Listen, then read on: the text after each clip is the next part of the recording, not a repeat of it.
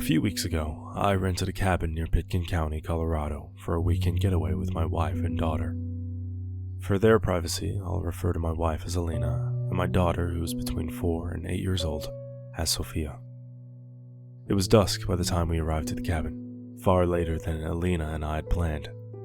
The afternoon's anticipation gone, the promise of a relaxing vacation already sullied, and my back sore from changing the tire which had been eviscerated by the forest road.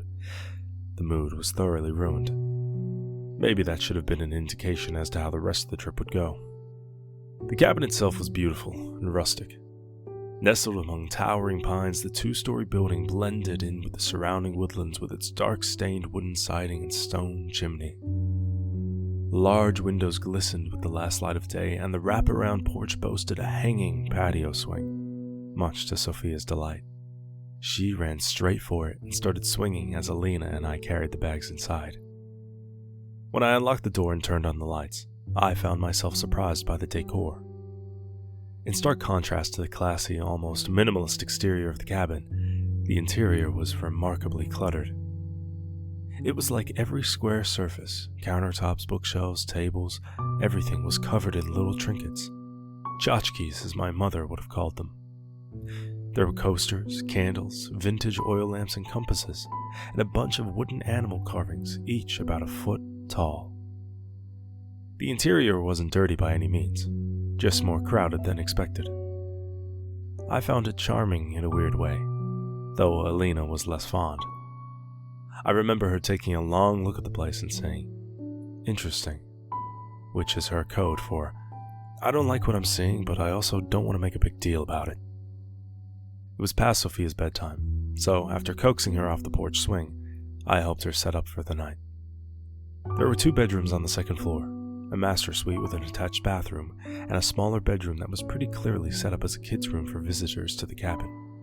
The cabin was specifically advertised as family-friendly and good for parents with younger children, so it was no surprise when the smaller bedroom was full of colorful toys and plushies.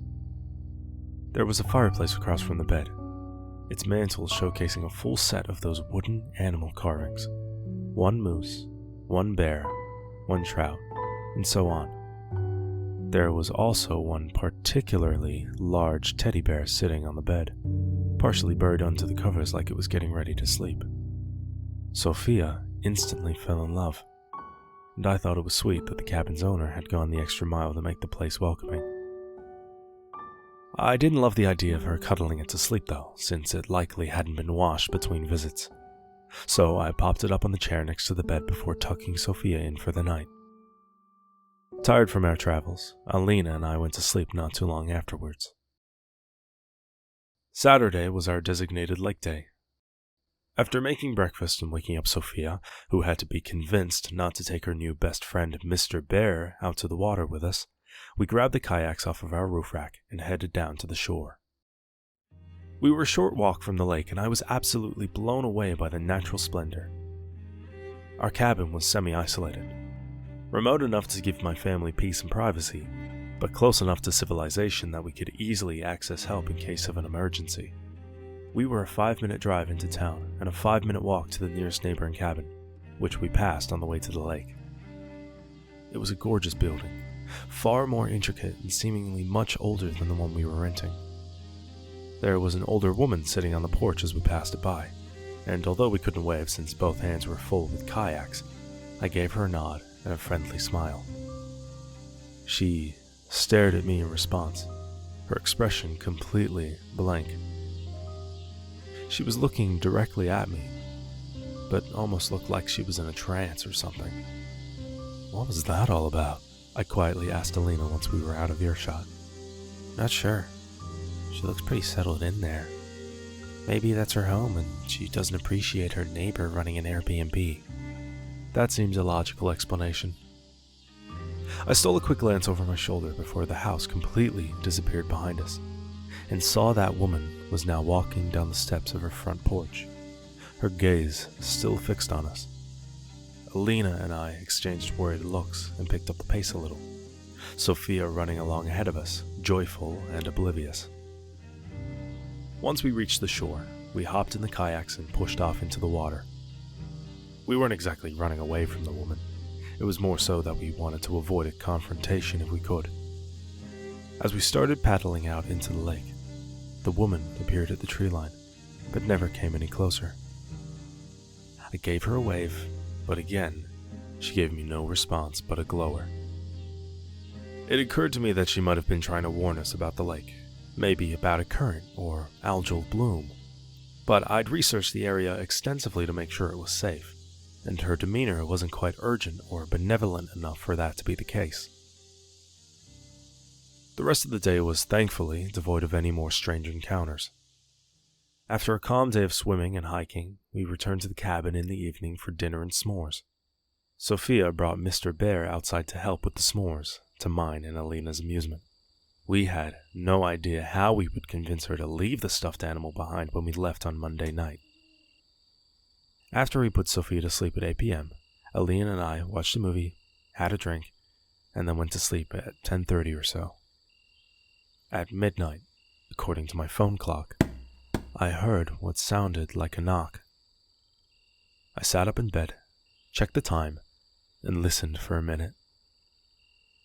A few seconds passed, and then there came 3 knocks in quick succession. I gently shook Alina awake, waiting to hear the sound again, and after a moment I did. There was someone at the front door of the cabin in the middle of the night. Concerned, I got out of bed and tried to look out the bedroom window. I could only see a sliver of the front porch, and though I couldn't see an actual person, I could see the shadow of one, thanks to the porch lights. Needless to say, I wasn't thrilled to have a stranger pay our isolated cabin a midnight visit. I told Alina to stay upstairs and made my way to the first floor, stopping by the living room to pull back the curtains ever so slightly and peer through the window. Still, given the shape of the house and the placement of the windows, it was impossible to see anything but a shadow. The person must have been standing an inch away from the front door. I scanned the front yard and the distant tree line, but didn't see anyone else. So a decoy ambush situation seemed unlikely, but I still grabbed my handgun just in case. Just my luck. The old front door of the house didn't have a peephole, so I got up close to the door and tried talking to the person on the other end. Can I help you? I said. Instead of answering, the person knocked again, this time more urgently. No way in hell was I opening that door now. Look, friend, if you need help, you better speak up. Otherwise, I'm going to have to ask you to get off my damn porch before I call the police. The knocking stopped. And after a moment, there was a woman's voice on the other side of the door. Her tone was nervous, and her voice was soft. She said a single sentence. "He's watching your daughter through the bear." Of all the things I expected to hear from our unwelcome visitor, that was not one of them. I readied my gun and cracked the door open. When I looked out into the night, I saw the elderly woman from earlier quickly shambling away from the door. Her back was turned towards me, and she looked like she was trying to get away from my porch as quickly as she could. I called after her, asking her what she was talking about, but she didn't look back. She just kept going until the night swallowed her up completely. I was pretty disturbed at this point, so I shut and locked the door and made my way back upstairs. Alina was waiting for me at the top of the stairs, and I quietly explained to her what was going on. Horrified, she went into Sophia's room and gently took the teddy bear out from her sleeping daughter's arms. We went downstairs and laid the bear out on the kitchen counter. I grabbed a pair of kitchen shears and dissected the thing, making an incision in its fluffy body and pulling out its cotton innards. It wasn't that I believed the old woman, just that as a parent, anything related to my kid's safety, even something that sounds outlandish, is something I take seriously. Even though the woman was likely suffering from some kind of cognitive impairment, I still wanted to investigate. I pulled all the stuffing out of Mr. Bear and found nothing, though Alina pointed out that the bear had 2 very large glass eyes which could potentially be sealing a small camera. I was unable to find a hammer, but I did find a wrench under the sink. I wrapped the eyes in a kitchen towel and smashed them to bits. But when I sorted through the fragments, I didn't see anything that looked like a recording device. I was relieved, but I was also equal parts creeped out and angry. Maybe, like Alina had mentioned earlier, she was annoyed with the constant visitors to her neighboring cabin and was trying to scare us off. She might also have some mental health issues or hallucinations. In either case, though, how did she know about the teddy bear? Maybe she had visited the house before, or maybe it was just a lucky guess. Before returning to bed, I took a turn around both floors of the cabin, looking and failing to find anything out of the ordinary. Alina was also pretty freaked out, and she got up several times in the night to visit Sophia's room down the hall and make sure all was well. Needless to say, neither of us got much sleep that night.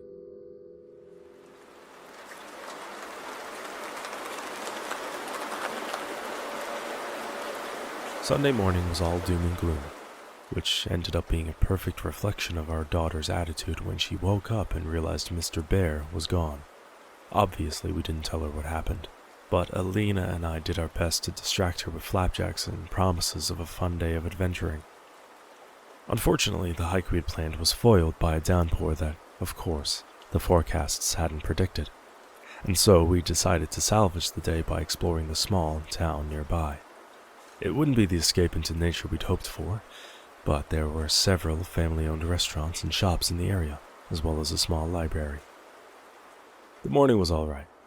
I enjoyed exploring the little town with my family, although there wasn't much to do.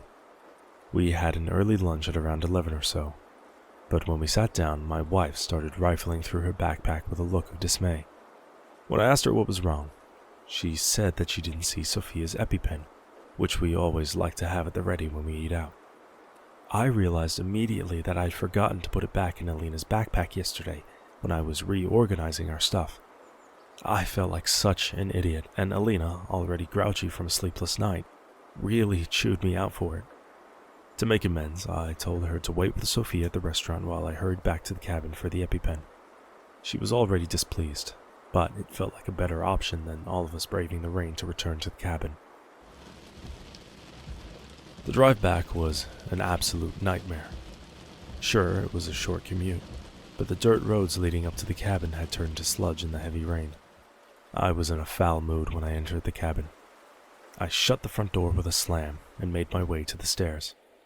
The house was dark thanks to the storm outside. Dark enough that I almost missed the muddy shoe prints leading up the hardwood steps.